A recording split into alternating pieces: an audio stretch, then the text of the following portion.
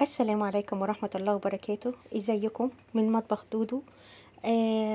بقدم لكم ألف سلام وتحية، وصباح ومسا معطر عليكم بذكر الله عليه أفضل الصلاة والسلام.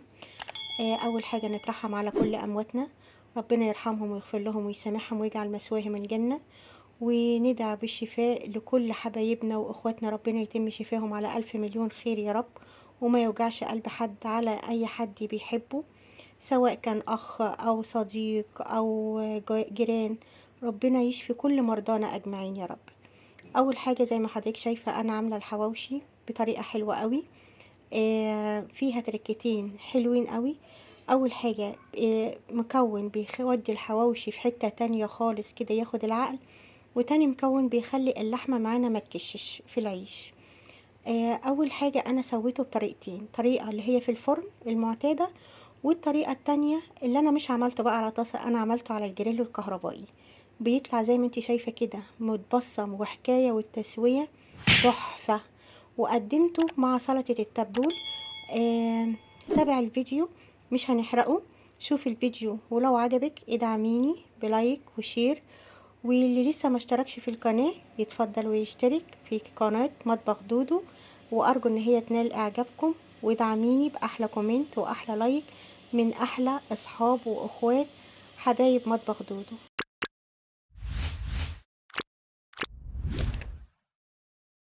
المكونات النهاردة معانا بنعمل حواوشي. المكونات كيلو من اللحمة. هي مخلوطة ما بين لحمة ضاني ولحمة بقري، النص والنص، وده حسب رغبة حضرتك. وطبعا معانا 3 بصلات صغيرين متقطعين مكعبات، وطماطم 5 حبات مكعبات، وكام قرن فلفل رومي برضو هنقطعه ونفرمه في الكبة، و100 جرام ليا. كل الكلام ده هنفرمه مع بعض في الكبة. اول حاجة انا حطيت البصلة في الكبة وهفرمها زي ما حضرتك شايفة كده.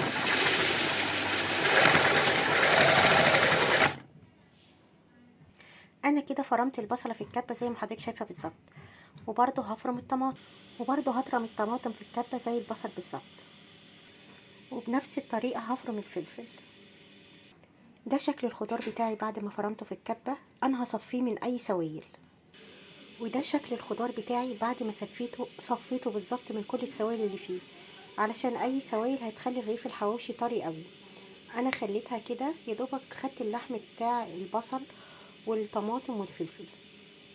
وفي نفس الوقت انا معايا كيلو من اللحم المخلوط، نص لحم بقري ونص ضاني. هنزل عليه بالخضار. نزلت عليه بالخضار زي ما حضرتك شايفه كده، وفي نفس الوقت هنزل عليه بالبهارات اللي هي ملح وفلفل وبشر جوز الطيب وبهارات حواوشي وشطه. طبعا الشطه دي اختياري، والبهارات زي ما حضرتك حابه. ونيجي بقى للمكونين السحريين اللي بيخلي الحواوشي ياخدك في حته تانية خالص. معلقتين محترمين كده من السمن البلدي، ومعلقه ليا مفرومه، هي بس عشان بس كان مطرح الفلفل، بتديكي الحواوشي في حتة تانية خالص. هنحط كل المكونات دي مع بعض ونقلبها كويس قوي. زي ما حضرتك شايفة كده، انا ضفت اللية وضفت معلقتين السمنة البلدي، زائد طبعا ان اللحمة بتاعتنا بتاعت الحواوشي نصها ضاني ونصها بلدي، بتبقى حواوشي خطير. هقلب كل المكونات دي معاكم ونعمل مع بعض احلى حواوشي حكاية. بعد ما عجنت الحواوشي حلو قوي، نيجي لاخر مكون بنضيفه عليه بيخليه اللحمه ما تكشش وتخليه يبقى متماسك وتحفه. الثلاث معالق النشا. انا حطيت 3 معالق نشا عشان انا حاطه كيلو لحمه، ودلوقتي تقريبا بالخضار بقت الكميه عندي تقريبا نص كيلو، اسفه كيلو ونص. انا نقلت بس المكونات في طبق اكبر عشان اعرف اعجنها كويس قوي. زي ما حضرتك شايفه انا عجنت كل المكونات كويس قوي لغايه لما تبقى عجينه واحده، وهسيبها ترتاح شويه، وبعد كده هحطها في العيش. وكده بيطلع حواوشي حكايه بالظبط زي الحواوشي اللي انت بتجيبيه من بره، بس انت هنا ضامنه النظافه بتاعته والمكونات اللي انت حطاها.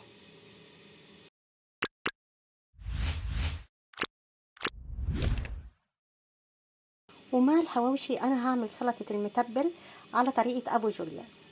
اول حاجه معايا طماطم وبتنجان رومي زي ما حضرتك شايفه. زي ما حضرتك شايفه كده انا قطعت البتنجان وحطيته في صينيه، وعليه على فوط مطبخ اللي هي الفوط الورقية، ورشيت عليه ملح وفلفل من الوش وظهر. وفي نفس الوقت انا قطعت الطماطم برضو كده شرايح. وتعالوا معايا شوفوا هنعمل سلطة المتبل ده ازاي.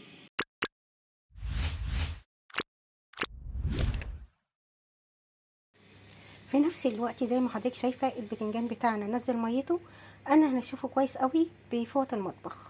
زي ما حضرتك شايفة كده انا بضغط عليه كويس قوي وبنشفه كويس قوي عشان مش عايزة يكون فيه اي سوائل.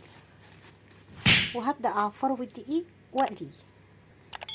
زي ما حضرتك شايفة كده بعد ما نشفت البتنجان كويس قوي انا هبدره بالدقيق. انا كده بدرت كل كمية الدقيق، وبعد كده على زيت ساخن هقلي. زي ما حضرتك شايفة كده في زيت ساخن وهنزل بالبتنجان.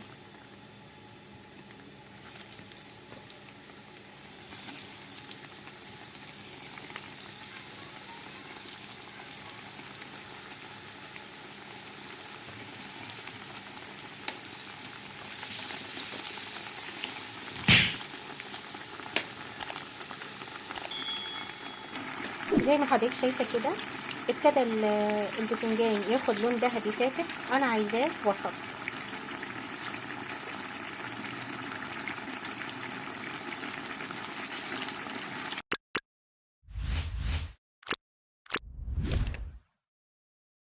بعد كده هقلي الطماطم زي ما حضرتك شايفة كده.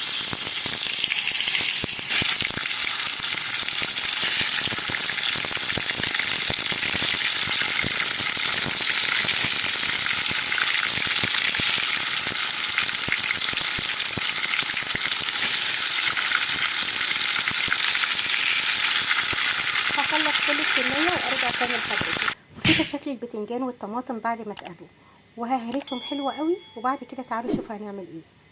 زي ما حضرتك شايفة كده بالهراسة وهو سخن انا ههرسه خالص. طبعا اساسي في السلطة دي الطحينة والليمون. حطيت الطحينة وهقلبها وهعصر برضو عليها الليمون. زي ما حضرتك شايفة كده انا حطيت الطحينة والليمون وهقلبهم كويس قوي. زي ما حضرتك شايفة كده انا اللي ضفته معلقة توم، معلقة كمون، معلقة هريسة شطة. وما حطيتش ملح علشان انا كنت محيقة البتنجان فدقته لقيته حقيقه مظبوط. هقلب كله مع بعض وتعالوا شوفوا هنقدمه ازاي. وهضيف عليه زيت زيتون او الزيت اللي حضرتك يبقى متواجد عندك، مفيش مشكلة.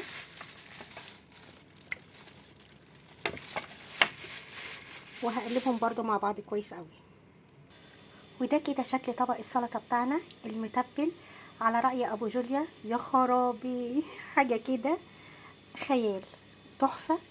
بألف هنا. لو وصلتي معايا لغاية المقطع ده ادعميني بلايك وشير وسبسكرايب، واحلى كومنت منك واحلى لايك. واللي لسه مشتركش في القناة يدخل يشترك من مطبخ دودو.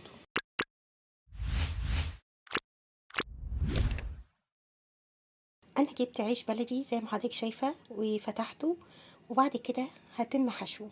والحشوة دي الكمية دي زي ما انت عايزاها الحشوة من جوه تكون سميكة خفيفة. انا بحب يكون العيش واخد حقه. انا بحشي زي ما حضرتك شايفة، زي ما انت كده شايفة الرغيف من الداخل انا حشيه على اخره. انا بحب تبقى اللحمة فيه مظبوطة زي ما حضرتك شايفة. هخلص كل الكمية وارجع لحضرتك. اللهم بارك. دي كمية الحواوشي بعد ما انا حشيتها. انا هسويها بطريقة حلوة قوي بطريقتين، في الفرن وعلى الشواية الجريل. لو لسه معايا لغاية الفقرة دي والجزئية دي ارجو الدعم بلايك وشير وسبسكرايب. واللي لسه ما اشتركش عندي في القناة يشترك فضلا وليس امرا من مطبخ دودو.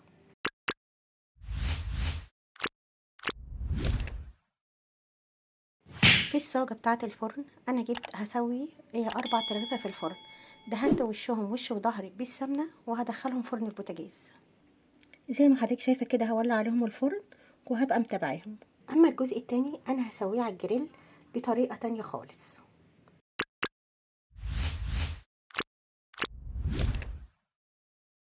على الجريل بالكهرباء انا دهنته دهنة خفيفة كده بالفرشة زيت.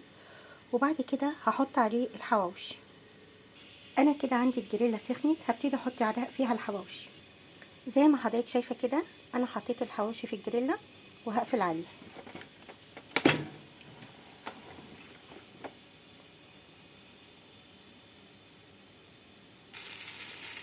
زي ما حضرتك شايفه كده هو لسه ابتدى يستوي وهيتبصم وهياخد شكل جميل قوي زي شكل الشوايه اللي عند الحاتي بالظبط. زي ما حضرتك شايفه كده انا هبتدي اقلبه من كل الاتجاهات. زي ما حضرتك شايفه كده اللون والشكل حكايه، وعايزه اقولك والله الريحه تحفه والشكل حكايه. زي ما حضرتك شايفه كده بالظبط انا ببتدي بقلبه من كل الاتجاهات وعلى كل وش بياخد كده حوالي دقيقه دقيقتين وبقفل عليه.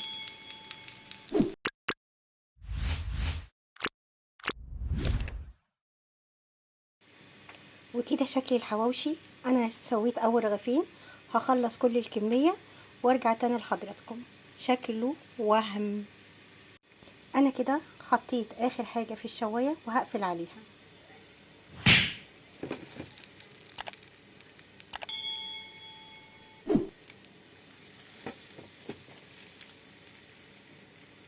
زي ما حضرتك شايفه كده انا قلبت على الوش التاني وبرضه هقفل الشوايه.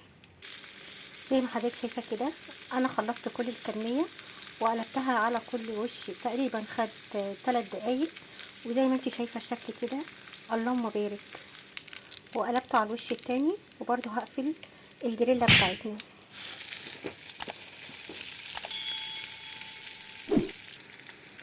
عايزه اقولك ريحه الحواوشي طالعه حكايه زي ما انت شايفه، والشكل كده ياخد العقل.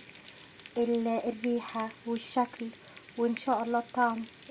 وده كان شكل الحواوشي بتاعنا بالشوي على الجريل. تعالوا معانا ان شاء الله نشوف هنقدمه ازاي بطريقه حلوه قوي مع سلطه التبوله اللي احنا عاملينها والحواوشي اللي احنا مسويينه في الفرن. حاجه كده تاخد العقل.